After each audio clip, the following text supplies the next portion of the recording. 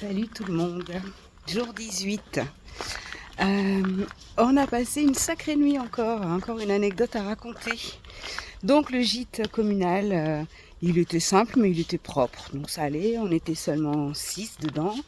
Donc il y avait une chambre avec 2 couples et une chambre avec moi et un monsieur. Oh purée, c'est quoi ce truc là? Ça commence fort, dès le matin. Donc bref, un monsieur avec moi, je vois débarquer un espèce de molosse, type bûcheron avec une grosse barbe. Ah, ça glisse. Et je vais dormir avec lui. Du coup, je lui dis bonjour, comment tu t'appelles? Et là, il me répond, moi c'est Clément. Donc je me suis dit, c'est bon ma fille, tu risques rien. Oh, putain, ça glisse en plus là. Ouh. Du coup, les 2 couples m'ont gentiment proposé d'aller avec eux se faire un resto, ce que j'ai accepté, hein. Et je me suis fait une entrecôte de 300 grammes avec des frites. C'était le bonheur. Et puis, ça commençait à tonner au loin. Et quand on est rentré, on s'est couché. Là, il y a eu un orage de malade. Et à 1h du matin, tout le monde dormait bien. L'alarme à incendie qui s'est déclenchée. On est tous sortis des chambres, on se demandait, la tête dans le cul, on se demandait ce qui se passait. Bon, on a bien vu qu'il n'y avait pas d'incendie. Hein. Impossible de l'éteindre. On a déboîté, enlevé le boîtier, enlevé les piles, ça continuait de sonner. Les gars, ils ont été au tableau électrique. Impossible. Ça faisait un bruit. Et qui c'est qu'on voit débarquer 10 minutes après? Un jeune pompier sexy. Qui nous engueule. Qu'est-ce que vous avez fait? Rien, on dormait. Et en fait, dans la chambre des 2 couples, c'est vrai qu'il faisait une chaleur à crever. Et on pense que c'est ça qui a déclenché l'alarme. Donc moi, je me suis dit, je vais jamais me rendormir. Et en fait, si. Voilà, jusqu'à 5h30 ce matin. Bon, c'est bon, je suis sortie de Cajar. J'ai fait attention parce qu'en fait, il y a 2 GR. Il y a le GR65 et une variante qui se croisent dans le même village. C'est les mêmes balises. Donc si tu fais pas attention et que tu reprends la variante, tu repars de là où tu viens. Donc j'étais bien concentrée, c'est bon, je suis sortie. Donc là aujourd'hui je vais à Limogne-en-Quercy, j'ai à peu près 19 km. L'orage, ça a bien fait chuter les températures. Donc ça devrait être une petite journée tranquillou.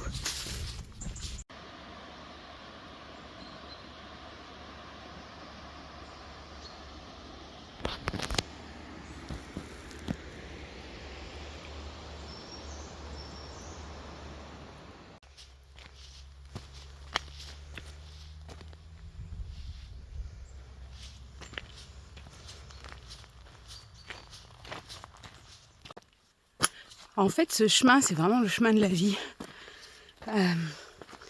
On avance, et puis parfois c'est plat, parfois c'est cabossé, donc c'est plus difficile, mais on avance quand même.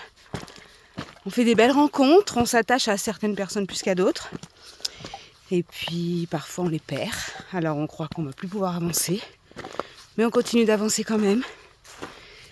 Et puis c'est de la souffrance. Pas toujours, mais au final, c'est du plaisir. Et voilà, c'est vraiment... on a tous cette sensation-là, en fait. C'est vraiment comme le chemin de la vie. Et moi, je pense sincèrement qu'il n'a jamais de fin. Il ne s'arrête jamais. Peut-être qu'un jour, on décide de le stopper, mais en fait, le chemin, lui, il continue. Qu'est-ce qui m'arrive? Moi, j'essaierai de mieux dormir cette nuit. Non, je plaisante, mais c'est vraiment comme ça qu'on le ressent. Et s'il y a bien une chose dont je me suis rendu compte, c'est qu'il faut regarder tout ce qu'il y a autour de nous. Voilà, on a des signaux à suivre. Quelquefois, on avance trop vite, on ne les voit pas. Et surtout, il faut écouter son corps. Voilà, bon, ça, je l'ai toujours plus ou moins un peu fait. Mais c'est important. Pas foncer tête baissée jusqu'à s'épuiser et tout et tomber par terre. Il faut vraiment écouter son corps. Et là, je m'adresse aux gens qui sont malades. Écoutez-vous et faites-vous confiance aussi. Et moi j'espère que dans 50 ans, parce que je compte bien vivre jusqu'à 100 ans, mes filles un jour feront le chemin et que j'y aurai laissé un petit peu mes pas. Et voilà, ce serait une façon pour elles de se rappeler de moi. Il y a plein de gens ici qui font le chemin et qui disent je l'ai fait avec mes parents quand j'étais petit, ou mon grand-père l'a fait en telle année.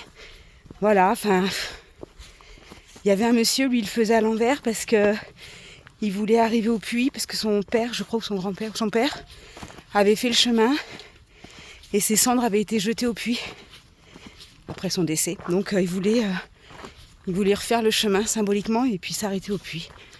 Je trouve ça beau.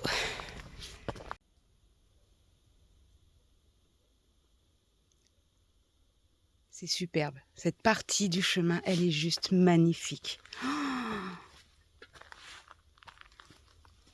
Oh, cette forêt, elle dégage quelque chose. Hein. Je crois que c'est pour ça que j'arrête pas de réfléchir là depuis ce matin à ma vie.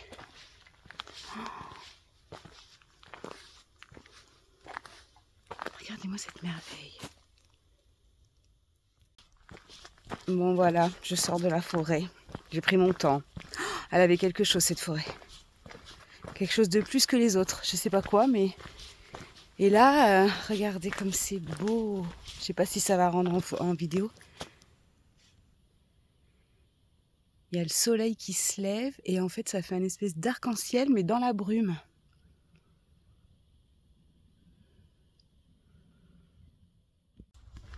J'adore cette étape aujourd'hui. Elle est belle, elle est paisible. J'ai dû croiser peut-être 2 personnes depuis que je suis partie ce matin. J'ai déjà fait 12 km, donc c'est plutôt pas mal. Et j'avance tranquille. J'ai pas l'impression de forcer. Je prends mon temps et je savoure. Ouais, c'est vraiment, vraiment agréable. Regardez comme il est beau le chemin aujourd'hui.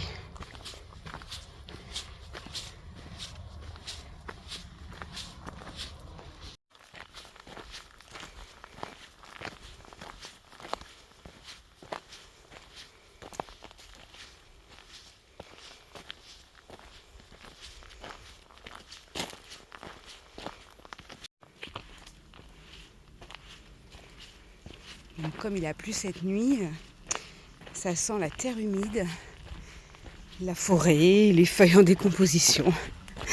Et moi j'aime beaucoup cette odeur. Et je regarde partout en fait. Et franchement pour moi cette étape, c'était la plus belle. Voilà, je me suis fait plaisir sur les photos parce que tout était beau, j'en ai pris plein les yeux. Je me suis sentie aujourd'hui mais vraiment en harmonie avec moi-même et en paix avec moi-même. Voilà, donc c'était peut-être ce que j'étais venue chercher. Et je l'ai trouvé aujourd'hui. Et à chacun de mes voyages que j'ai fait là depuis 4 ans, je sais pas pourquoi, je ramène un caillou, un petit caillou. Voilà. J'ai un petit bocal chez moi avec plusieurs petits cailloux. Et je sais pas comment je choisis en fait, à un moment donné, je tombe sur un caillou et c'est celui-là et pas un autre. Donc là aujourd'hui, je regarde partout, peut-être qu'il y en a un qui va m'appeler. Mais en tout cas, ce qui est sûr, c'est que c'est aujourd'hui et dans cette forêt que je vais le ramasser. Allez, la pause casse-croûte du midi avec du bon pain et du bon pâté artisanal. Non, ça c'est bien parce qu'en fait, il n'y a pas besoin de le mettre au frigo. Voilà, c'est des petites boîtes, ça suffit pour faire un sandwich. Donc c'est top. Et on enlève les chaussures. Et on profite d'une petite pause bien méritée. Bon appétit, à tout à l'heure. Bon voilà, la petite pause repas est finie. Il me reste 3 km. Il est midi à peu près, un peu plus de midi.